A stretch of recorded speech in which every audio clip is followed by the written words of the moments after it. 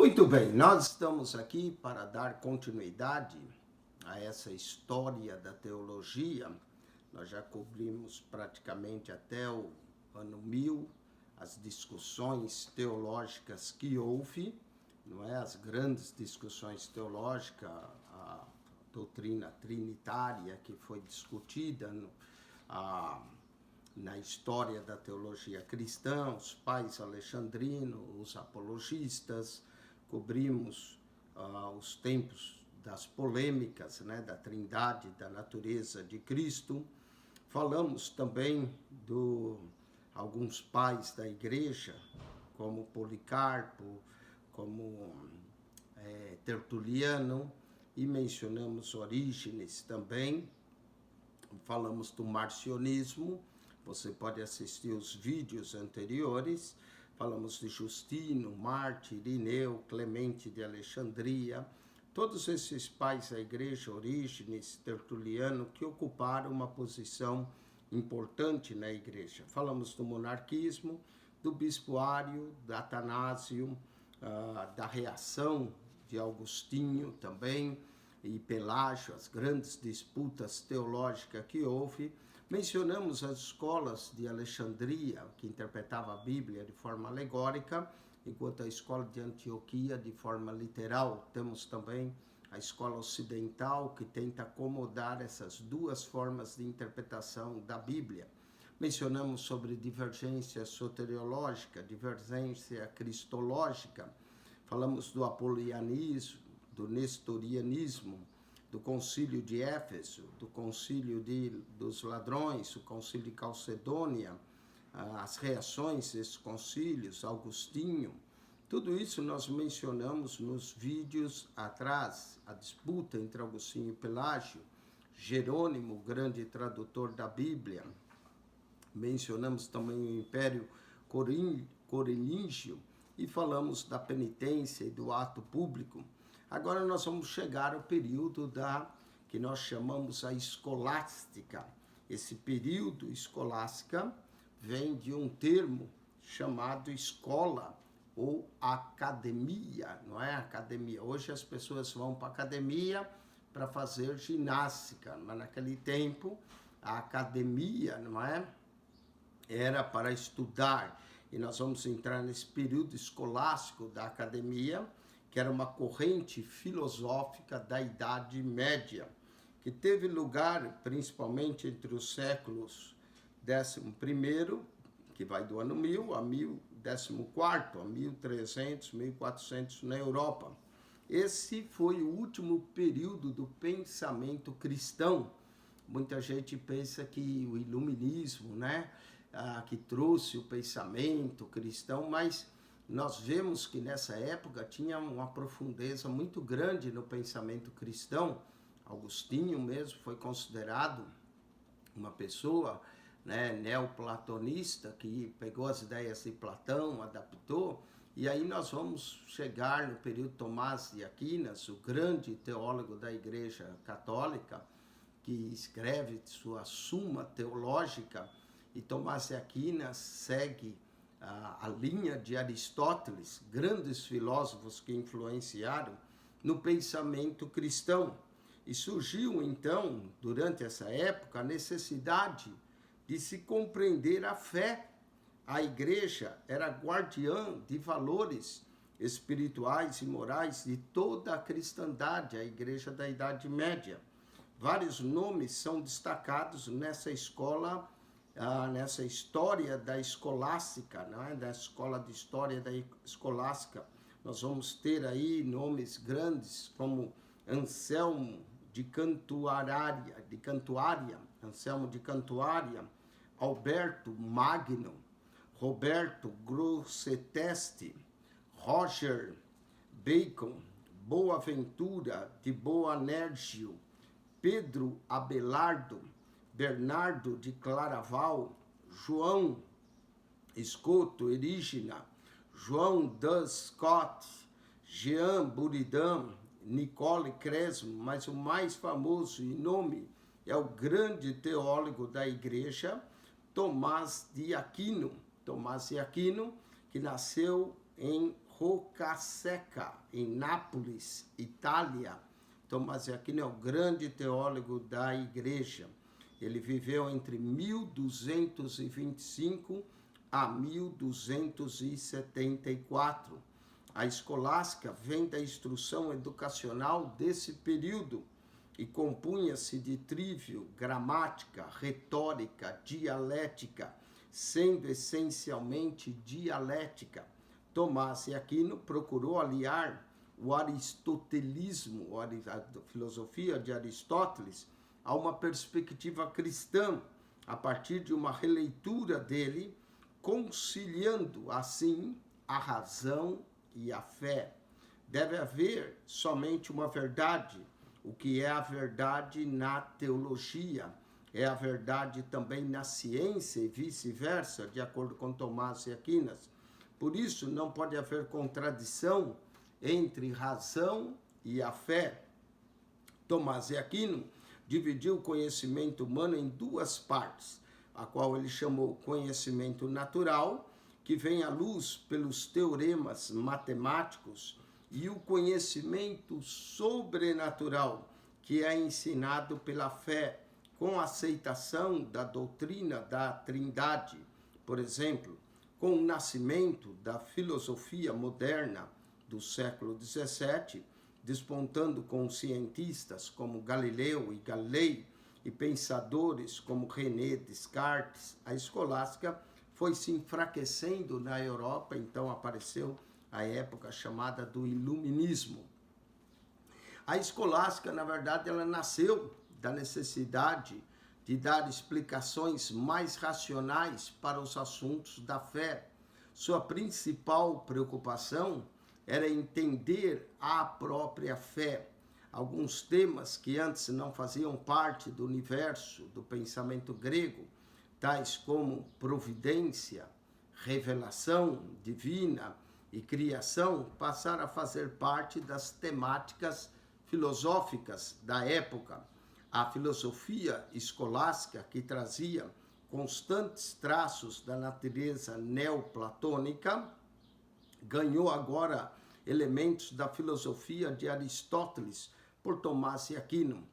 Enquanto Agostinho defendia a subordinação da razão à fé, porque entendia que a razão humana estava decaída pelo pecado, Tomás de Aquino defendia a autonomia que deveria haver entre a razão em relação à fé, sem deixar de admitir que a razão deve subordinar-se à fé na busca de respostas, de acordo com a inovação aristotélica, que era a filosofia de Aristóteles. As fontes de reflexão para a escolástica são os filósofos antigos, as escrituras e os pais da igreja. Tudo isso servia como pensamento, os escritos filosóficos, os escritos dos pais da igreja e uma conciliação com as escrituras. No período da escolástica, não havia produção de teologia. Os teólogos estavam ruminando de forma livre e independente todo o legado teológico herdado do passado. Estavam tentando entender a fé. Anselmo de Cantuária foi o maior responsável pelo desenvolvimento da tradição herdada. Seu ponto de partida para o pensamento teológico era uma fé viva.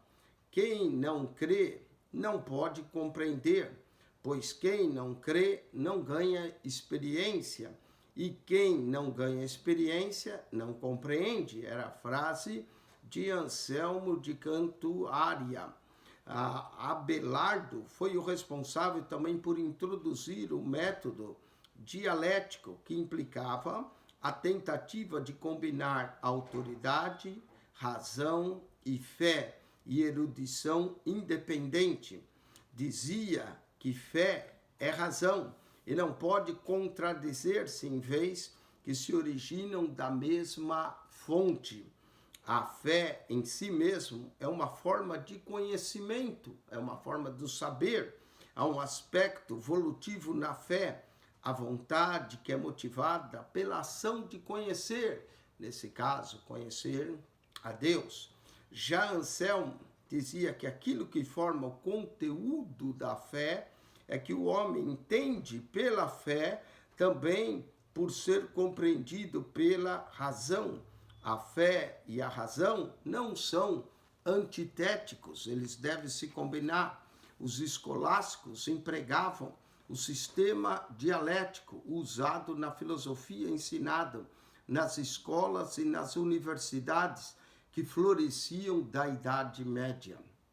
A dialética, do grego de dialectos, significa discurso, debate, é a atividade filosófica que traça distinções rígidas, trazendo à luz comentários que eram opostos, com a subsequente rejeição de alternativas, a fim de obter a melhor resposta possível para uma pergunta.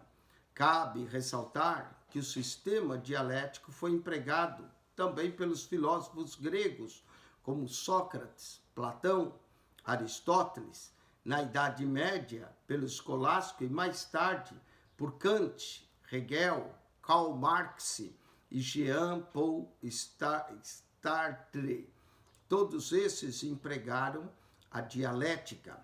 A escolástica teve seu ponto alto no século XIII, graças ao avanço geral da ciência e da erudição, a substituição das escolas catedrais pela Universidade de Paris e as duas ordens mendicantes e dos franciscanos e dos dominicanos, essas ordens monásticas, fundadas no início do século XIII, a filosofia preponderante era aristotélica, a filosofia de Aristóteles que era estudada.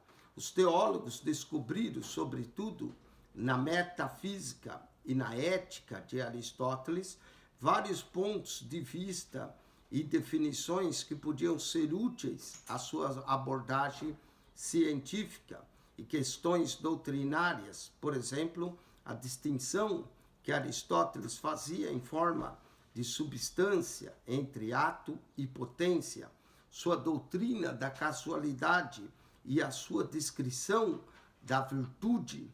Tomás de Aquino dizia que a teologia é uma ciência, mas o conteúdo da fé é inacessível à razão e só pode chegar ao homem por meio da revelação e da luz da graça. Tudo isso é o que Tomás falava. Há alguns até que chegam a pensar que Platão e Aristóteles e até mesmo Sócrates, esses homens tiveram revelações de Deus sem conhecer o Cristo. Alguns chegam a pensar isso, da profundidade do pensamento filosófico com que eles escreveram.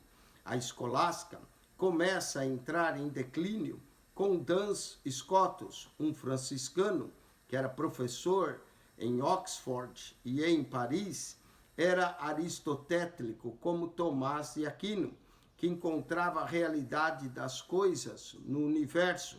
Mas a diferença era que Scotus era realista e, graças a isso, antecipou a ascensão do universalismo, doutrina essa que crê que no final todos serão salvos. Para ele, há um hiato entre o conhecimento teológico e científico. A fé se apoia na autoridade das Escrituras e não no conhecimento natural, como afirmava Tomás de Aquino. Mesmo usando a filosofia a serviço da teologia, Scotus voltou-se contra o intelectualismo tomista de Tomás de Aquino, minando a harmonia entre teologia e ciência expressada por ele. Para Scotus não havia qualquer harmonia entre a teologia e a ciência. O escolasticismo era influenciado pela visão aristotélica de que há uma alma universal ao invés de almas individuais. Embora essa ideia encontrasse oposição em alguns teólogos, dois teólogos árabes Sigério de Brabante e Boécio da Dácia sustentavam que o verdadeiro na filosofia pode ser falso na teologia e vice-versa. Para Tomás de Aquino, a alma é, de certa maneira, todas as coisas. Para a escola aristotélica, a alma do homem era considerada uma entidade independente. Para a escola augustiniana, a alma e o corpo eram consideradas uma unidade, como na dicotomia. A escolástica cai no século XIII, dando lugar ao nominalismo. Esse período é conhecido como Baixa na Idade Média. É então aí que ocorre o período da trevas ou escuridão da Idade Média. Seus representantes combateram fortemente toda a linha de pensamento escolástico, contestando que muito dos seus principais fundamentais, o principal representante do nominalismo foi Guilherme de Ockham. Ele nega o todo universal e defende a tese que só existe o indivíduo. Ele induz ao experimentalismo na ciência e o individualismo na sociedade, preparando com isso o livre exame que Lutero mais tarde vai fazer, o livre exame luterano e todo científico moderno. Em outras palavras, ele acaba separando a ciência, Guilherme de Ockham acaba separando a ciência da teologia. Nós temos três tipos de conhecimento importante: o conhecimento teológico, com o qual eu coloco em primeiro lugar. Depois nós também temos o conhecimento filosófico, através da filosofia, e temos o conhecimento científico. A ciência pede prova, a filosofia analisa o pensamento, e a teologia usa a razão, e a teologia usa a fé. Então aí nós vamos encontrar fé, razão e ciência, todos os três conhecimentos, um se opondo a ele. E o conhecimento científico, claro, como exige provas, vem então o conhecimento experimental, através das experiências, e assim separa-se, Muitas vezes separa-se esses conhecimentos: conhecimento teológico, conhecimento filosófico, conhecimento científico e o conhecimento empírico, que é através das provas que se faz da ciência. Muito bem, nós vamos agora falar um pouco sobre Martinho Lutero e a Reforma Protestante. Logo após esse período de escuridão, surge então esse monge, ele era monge inicialmente, Martinho Lutero. Nós vamos falar um pouco dele, da sua reforma protestante. Lutero não queria sair da Igreja Católica, por isso é chamado período da Reforma. O que eles queriam mesmo era reformar a Igreja, e é chamado protestante porque eles protestam contra a autoridade existente da Igreja e as interpretações que a Igreja fazia. De origem, então, humilde, Martinho Lutero nasceu em 10 de novembro de 1483, em Elsbeden, província de Mansfeld, na Alemanha. Ele dizia: eu sou filho de camponês. Meu pai, meu avô e todos os meus antepassados eram camponeses. Com 14 anos de idade, ingressou na escola franciscana de Magdeburgo, onde diz ter sofrido muito com a fome. Às vezes, tinha de cantar na rua para ganhar algum dinheiro para comer. Algum tempo depois, foi mandado para a casa de alguns parentes em Senache, mas também não gozou de qualquer conforto. Continuava a sua velha vida de cantar hinos pelas ruas em troca de algum trocado para comer, até que conheceu Dona Úrsula Cota, uma senhora que abriu as portas da sua casa para o jovem esfomeado garantindo-lhe pão e teto. Aos 18 anos de idade, seu pai o mandou à Universidade de Erfurt para cursar Direito. Na escola, conheceu Aleixo, um condiscípulo seu que travou grande amizade. Um dia, vítima de um raio, seu amigo faleceu e isso deixou Lutero muito contristado. A morte do amigo levou-o a pensar profundamente na questão da salvação da alma. De joelhos no chão, junto ao seu choro, um voto então de consagrar sua vida a Deus.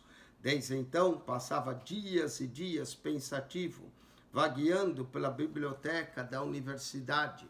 Foi quando teve seu primeiro contato com um exemplar da Bíblia Sagrada, na língua latina, à medida que a lendo, tomava então consciência da seriedade daquele livro, sobretudo por quanto ia sendo possuído por uma profunda convicção de sua própria maldade, de seu próprio pecado.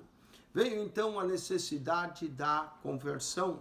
Embora consciente de estar desapontado, o pai Lutero cumpre o seu voto e dirigiu para o mosteiro dos frados agostinianos em Erfurt. O rapaz era notável pelos seus discursos que fazia como estudante na Universidade de Direito. Agora punha-se a limpar as celas, dar corda ao relógio, varrer a capela do mosteiro. Era a condição de vida. Essa condição de vida não o incomodava. Sua luta interior pela mudança de sua natureza pecaminosa, semelhante à de Santo Agostinho, fazia com que não se importasse com a degradação social. Convidado para lecionar teologia e filosofia em Wittenberg, Lutero sentia-se até certo ponto mais livre para dedicar-se ao estudo da Bíblia.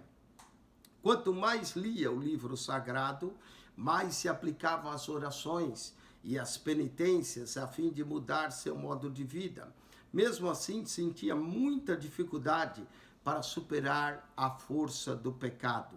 Dizia contristado o jovem monge: como posso eu crer na graça de Deus se é certo que ainda não se operou em mim uma conversão? Preciso necessariamente mudar de vida para ser aceito por ele. Suas vigílias, seus jejuns, mortificações da carne foram tantas que sua saúde ressentiu-se, levada quase às portas da morte. Estava atolado no abismo de preocupação com a sua alma pecaminosa. O que aconteceria se morresse em seus pecados, pensava Lutero. Em contato com Staupitz, o supervisor do mosteiro, Lutero abriu seu coração para lhe contar os seus conflitos internos em que ele tinha. Staupitz lhe falou de Cristo como Salvador de nossos pecados. Suas palavras soaram como um mistério para o jovem monge. A partir de então, começou a ver a fé de um modo mais pessoal e não geral. Lutero já estava verdadeiramente convertido, mas ainda se conservava muito preso à Igreja de Roma. Em visita, então, à cidade papal, que para ele era considerada uma das cidades mais santas do mundo, pois se encontrava o Papa, ocorreram-lhe duas coisas. A primeira foi em um ano penitencial, subia as escadarias da Capela de São Pedro, de joelhos, para a sua salvação, para a salvação também do pai, do avô e já daqueles que morreram, quando recordou das palavras de Hebreus, que diz: mas o justo viverá pela fé. Também a mesma frase se encontra em Romanos. Alguns dizem que as palavras que se encontram no livro de Romanos, capítulo 1, 17, o justo viverá da fé. Ele interrompeu imediatamente a penitência. A segunda coisa foi a decepção com a corrupção dos sacerdotes. A Roma vivia uma cidade pecaminosa. Horrorizou-se com as blasfêmias que eram proferidas por padres nas ruas da cidade. espantou-se com as histórias contadas pelos próprios monges em meio a gargalhadas e repetidas frases latinas de que usavam nas missas: panis euti pais manebis vinim est me vinim manebis. Pão é pão, ficará vinho, é vinho, ficará. Era o que eles diziam ao celebrar a Eucaristia. Nesse tempo, o jovem Lutero, ainda estudante de teologia, de volta a Wittenberg, concluiu seus estudos e passou a pregar seus sermões com tanta veemência que traiu a atenção da igreja da ordem agustiniana. O jovem pregador era dotado de uma memória fantástica. Sua eloquência, aliada às suas convicções inegociáveis, cativava multidões. O seu nome era citado nas rodas das pessoas mais ilustres da sua época. Aí até que chegou na cidade o vendedor de indulgência. Ganhou destaque na sua contenda com João Tetzel, um monge dominicano de Leipzig, famoso vendedor de indulgências. Esse foi fazer o seu comércio salvífico, justamente onde Lutero se sobressaía como pregador. Era inevitável um confronto entre eles. Subindo ao púlpito para falar do seu produto, Tetzel disparou o seu inflamado sermão sobre o purgatório, despertando em seus ouvintes uma profunda solicitude pelas almas, seus parentes e amigos já falecidos. Para solucionar esse estado, ele trazia consigo indulgências que eram tão eficazes que não podiam, nem tinham poder, que tinham não somente o poder de perdoar o pecado das pessoas passadas, mas ainda que até os pecados que se pretendiam cometer. E quanto aos mortos, dizia: ouvi esses gritos, sabei que logo que uma moeda bater no fundo da caixa, a alma solta-se do purgatório e dirige-se em liberdade para o céu. Era o sermão de Tetzel. Diante do papel ridículo desempenhado por Tetzel, que contribuía enormemente para os cofres de Roma, para a construção da Catedral de São Pedro, em 31 de outubro de 1517, Lutero afixou 95 teses na Catedral das Portas da Igreja de Wittenberg, nas quais denunciava todos os erros que colecionava da sua observação da Igreja de Roma. Lutero pôs essas 95 teses, que ficaram tão conhecidas, contra as indulgências, purgatório e outras doutrinas, porque era assim que se disputavam as questões teológicas na sua época. As teses de Lutero logo foram publicadas e distribuídas pelos estudantes que acabaram tomando partido do seu professor Lutero, passando de mão em mão, e chegou até o Papa. O Papa logo tomou conhecimento desse fato, intimando Lutero a comparecer em Roma, mas ele recusou a fazer isso. Lutero tomou o conselho do eleitor de Saxônia, um verdadeiro amigo seu, que lhe lembrou do que acontecera a João Hus. Diante dessa recusa, o Papa então o declarou herege e mandou publicar uma bula de excomunhão contra ele. Lutero, por sua vez, rodeado de professores e estudantes da universidade e de vários membros da municipalidade, queimou a bula do Papa em praça pública.